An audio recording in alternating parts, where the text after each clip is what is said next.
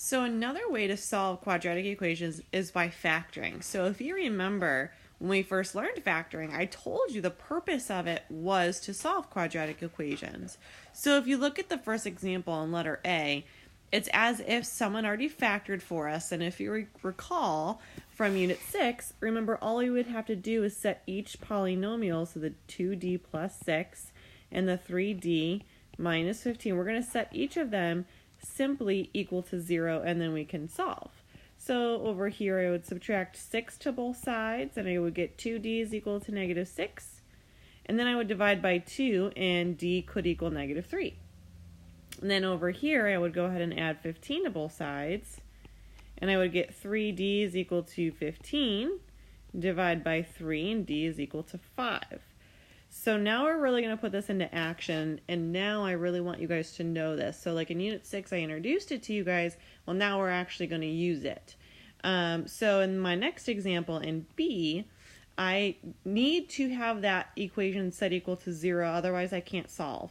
So I would subtract 3c to both sides. And so the equation that I'm actually going to factor is c squared minus 3c. Now it is equal to 0. Now, the only way to factor this is to take out a GCF, which is c, and then that leaves me with c minus 3. So I've got c times the quantity c minus 3. Then I would set each polynomial here equal to 0. So c can literally equal 0. That's one solution. Or I would take that c minus 3 and set that equal to 0.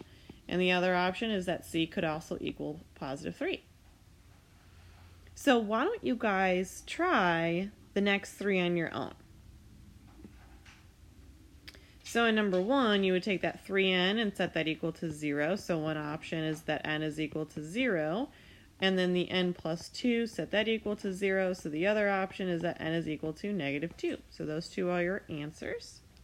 In number 2, you'd want to factor out a GCF of 8 and a b. So that leaves you with b minus 5. And then you would take the 8b and set that equal to 0, and then that would make b equal to 0 for 1. And then b minus 5 equals 0, add 5 to both sides, so b could also equal 5. And then in number 3, you should have started by adding the 10x to the other side. So now your equation is equal to 0. You'd have to factor out a GCF of x, which leaves you with x times x plus 10. So then one option is x is literally equal to 0, or when you set x plus 10 equal to 0, x is also equal to negative 10. Whoops, I did not mean to write that. So now when we're looking at examples C, D, and E, now we actually have to factor and remember how to factor when we've got a trinomial. So when there's no leading coefficient, remember we look to our C value, and I remember those big X's, and we'd say, okay, well, what are factors of negative 24 that are going to add up to 5? And so I'm going to go through my list of options, right? So 2 and 12, that's not going to work. 3 and 8, that would work because they have a difference of 5. Now I have to decide which one's negative, and I would go with the 3 so that it adds to positive 5. And I can actually just go ahead and take that information and write my two polynomials, y plus 8 and y minus 3. Now you could have plugged that back in and replaced for 5. So what we did in Unit 6 is we would look at it like this. We'd plug that back in. And then we would group and factor. But if you notice, remember I kept telling you there was that pattern that every time we found our factors, our answer came out to be with our factors in it. And so that works every time when we don't have an a value.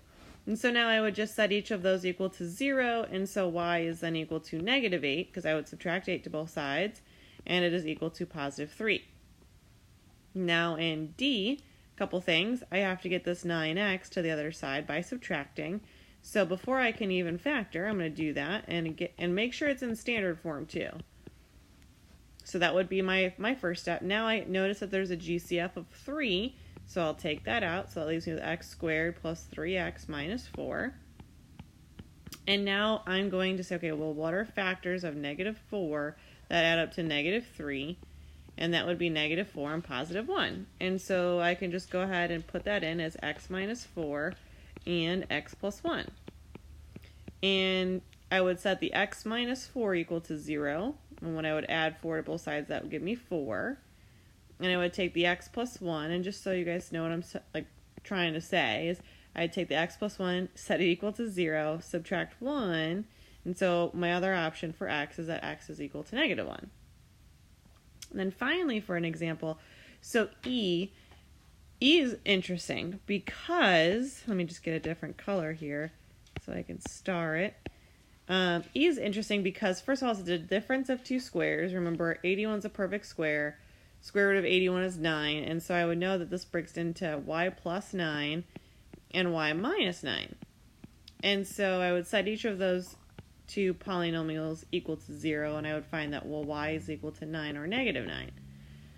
Why I find this to be interesting is not only was that kind of difficult to factor, but also we technically learned how to solve this without factoring.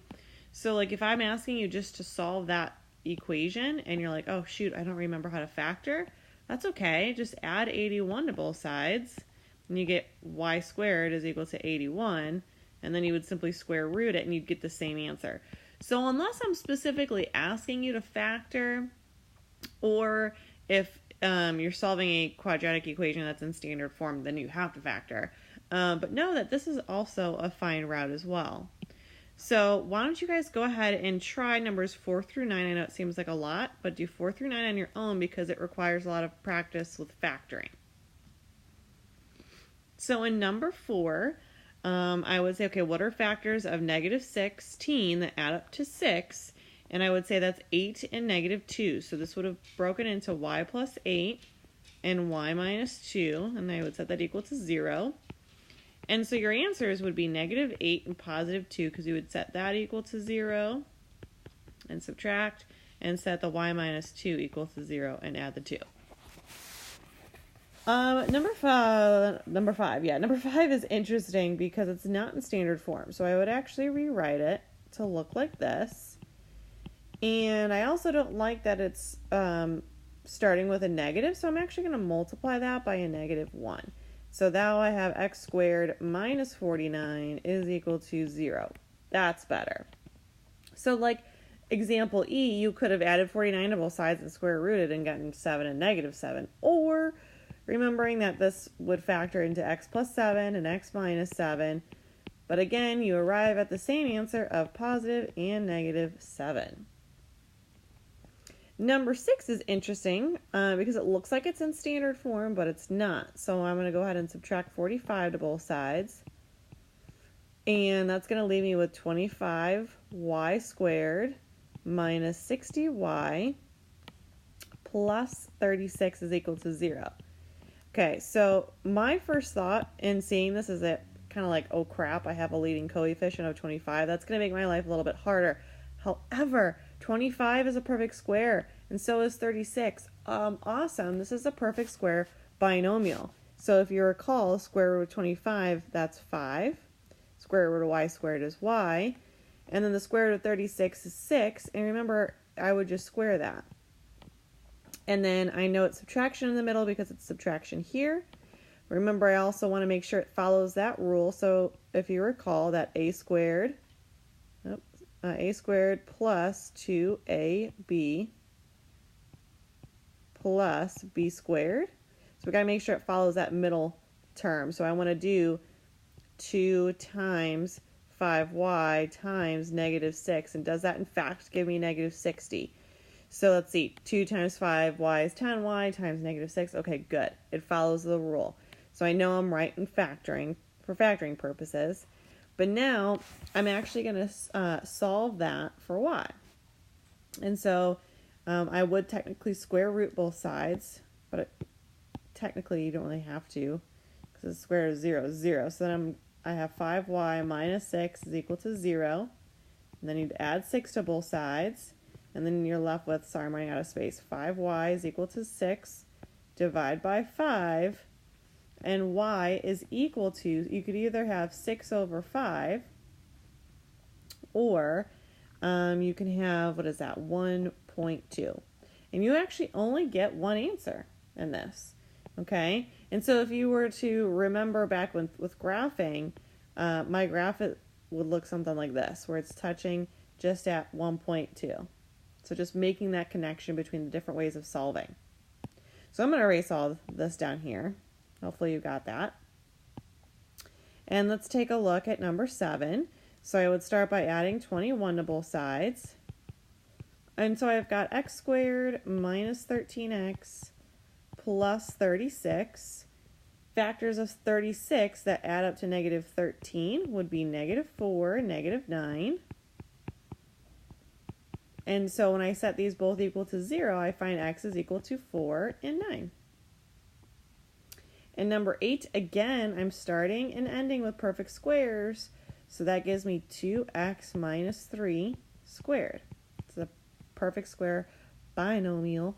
Now I want to make sure it follows that middle 2ab part of my formula. So 2 times 2x is 4x times 3, negative 3. Oh, see, I caught a mistake. That should be plus 3. So that would give me 12x. So I know I'm in the clear with how I factored. So then I would go ahead and I need to solve for x now. And I would technically be square rooting both sides, but that just gets rid of my square part. So that gives me 2x plus 3 is equal to 0. And then I would subtract 3, divide by 2, and x is equal to negative 1.5 or negative 3 over 2. So again, that's only one answer.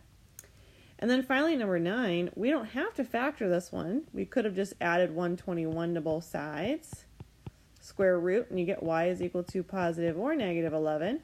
But if you chose the factoring route, you would have factored into y plus 11 and y minus 11, and you would have arrived at the same answer.